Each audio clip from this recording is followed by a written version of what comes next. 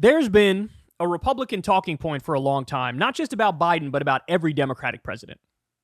And it goes a little something like this. They're weak. They're weak. They're oozing weakness. They don't have strength. They're basically losers, and they don't know how to hold their own in a fight or in a room negotiating with foreign leaders. That's the gist of it. Now, look, to this point, I thought that was, that's just a bullshit thing that Republicans say because they're partisan hacks. And so therefore, in their mind, any Republican president is strong, any Democratic president is weak, right? But I have to say, when it comes to Joe Biden in particular, and what we've just seen happen vis-a-vis Israel, there's no denying it. There's no escaping it. This is the weakest president I've ever seen in my lifetime. And it's not even close. It's not even close. So you guys have been following what's been going on in Gaza. I mean, basically from a couple weeks in until today, you've had Joe Biden basically trying to do PR ass covering to say, hey, we see the Netanyahu is doing war crimes. We're not in favor of the war crimes. We tell them you got to go after civilians. You got to go after Hamas. Don't go after civilians. We've made that very clear to them. We have rules and regulations and restrictions. And believe me, we're doing our best. We're negotiating. We're trying to end this thing ASAP. This is the line that's been coming out of there. And to this point, nothing. We haven't seen any change in any positive direction. We haven't seen this get wrapped up. It's just been horror after horror, day after day, war crime after war crime. And the U.S. keeps sending money and they keep sending weapons.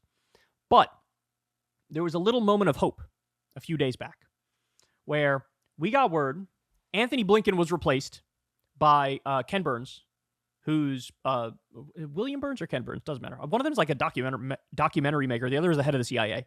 Let's go with Mr. Burns. So this guy goes and he replaces Blinken in the negotiations. And the reason why Blinken was taken out of it is because he's a fucking clown and he doesn't even understand the difference between Israeli interests and U.S. interests. So this guy is sent over to do the negotiation. And long story short, what happens is Qatar, Egypt, the U.S., and Hamas all get on the same page, right? So Israel had this list of demands. Hey, this is what we need in order to make a deal, and you got to return all the hostages and all the bodies of the dead hostages and all that. Okay, so they work it out. Everybody agrees. Everybody agrees. Everything Israel says they want, check on all that, and then Qatar, Hamas, Egypt, and the U.S. go, this is it. This is the framework of the deal. We got it. Let's wrap this bitch up. So they announce the deal. The deal's made. Done. Over with. Let's bring this thing home. What happens? Immediately thereafter, Israel pulls out of the deal that they said they would support. All the things that they said they wanted were in the deal. If anything, Hamas was giving up more than Israel was. They say they want that deal, then they pull out. They go, no, we don't want that. And we're going to invade Rafah anyway.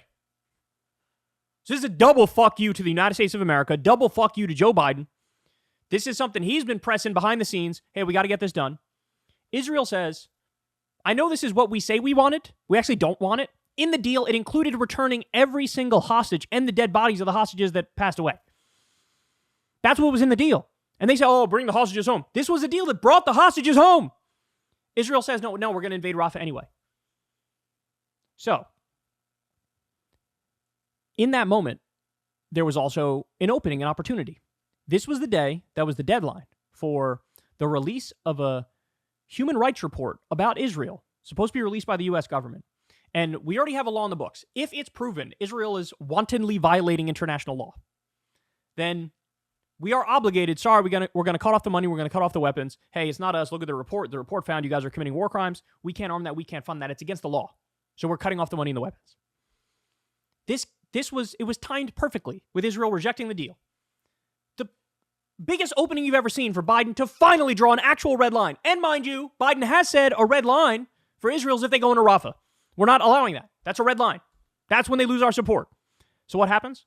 They push back the release of the report indefinitely. And then Biden goes and gives a speech at the Holocaust Remembrance Ceremony where he says the following. This is after Israel has repeatedly spit in his eye. Watch. Germany, 1933. Hitler and his Nazi party rise to power by rekindling one of the world's oldest forms of prejudice and hate, anti-Semitism. His rule didn't begin with mass murder. It started slowly across economic, political, social, and cultural life. Propaganda demonizing Jews, boycotts of Jewish businesses, synagogues defaced with swastikas, harassment of Jews in the street and in the schools, anti-Semitic demonstrations, pogroms, organized riots. With the indifference of the world, Hitler knew he could expand his reign of terror. Now, here we are, not 75 years later, but just 7.5 months later, and people are already forgetting. They're already forgetting that Hamas unleashed this terror. It was Hamas that brutalized Israelis. It was Hamas who took and continues to hold hostages. I have not forgotten, nor have you, and we will not forget. We've seen a ferocious surge of anti-Semitism in America and around the world. Vicious propaganda on social media. Jews forced to keep their hide, their keepers under baseball hats, tuck their Jewish stars into their shirts. On college campuses, Jewish students blocked, harassed, attacked while walking to class. Anti-Semitism, anti-Semitic posters, slogans calling for the annihilation of Israel, the world's only Jewish state. But there is no place on any campus in America, any place in America, for anti-Semitism or hate speech or threats of violence of any kind. And my commitment to the safety of the Jewish people, the security of Israel, and its right to exist as an independent Jewish state is ironclad, even when we disagree. So immediately after Netanyahu spit in his eye, slapped him in the face, betrayed him twice, Joe Biden gives a speech, tail tucked between his legs. Our support for Israel is ironclad even when we disagree. Thank you very much. May I have another, please? This is pathetic, man.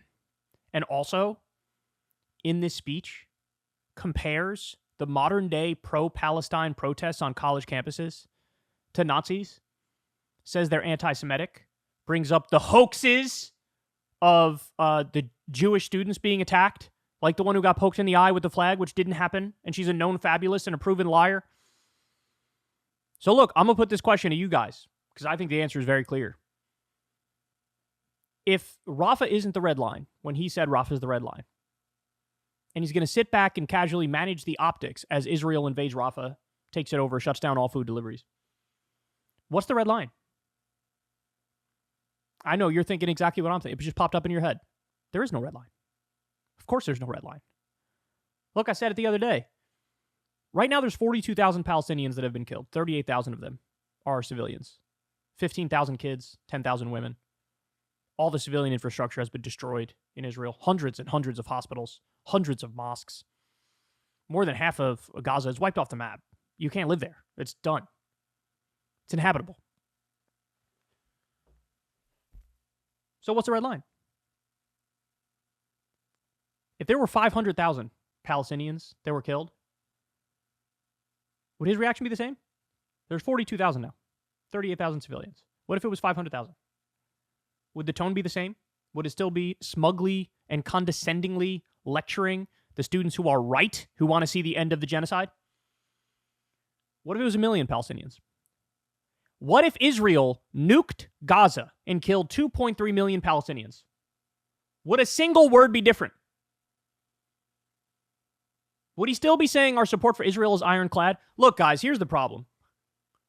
When you deal in a world, when you say, we are defining ourselves as a victim in perpetuity, we are definitionally the victim. We can never be the aggressor. And like they say about the U.S., we are definitionally the good guy. We are the world's policeman. We are the world's sole superpower. We care about human rights and justice, and that's why we do what we do around the world.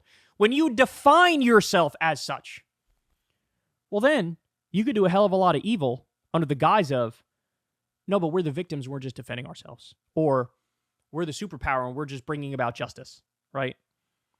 So Israel defines themselves as a victim from now until the end of time. Therefore, they can commit the worst atrocities you've ever seen, and they hide under the guise of, well, we were just protecting ourselves because they were going to do it to us, so we had to do it to them. We had to murder 15,000 children. We had to do it because they were going to eventually maybe kill us, maybe. every single genocidal maniac in history has convinced themselves they're the victim. Every single one. Every one. There's never been an example of somebody doing monstrous evil and saying, I am doing monstrous evil. I know this. I am the bad guy. I'm doing bad things. No, there's all these layers of rationalizations and justifications, and actually they were going to come for me, and so I had to do it to them, and I have been persecuted for so long that I have to react, I have to respond, I got to kill them all. And that's where we are. His support for Israel is ironclad. After they've killed 38,000 civilians, destroyed Gaza, crossed his red line when he said don't go into Rafah, and they're currently going into Rafah. He said they should get a ceasefire deal. They pulled out of the ceasefire deal, and he's still out there saying my support for them is ironclad. So let's just be honest here. It doesn't matter if they kill 500,000 Palestinians. It doesn't matter if they kill 2.3 million. It doesn't matter if they nuke them. You're going to say the same shit. This is a man who should be nowhere near power. The weakness is legendary. The weakness is the most extreme form I've ever seen in my life. He believes in nothing. He has no actual red lines. He's being pushed around by a colonial outpost client state thug. And by the way, the icing on the cake is he's willing to blow his own election chances to appease this monster. How pathetic is that? Hey, y'all, do me a favor and like and subscribe. It helps out big time in the algorithm. Click the bell as well for notifications when videos drop. And watch that video on screen right now. You know you want to.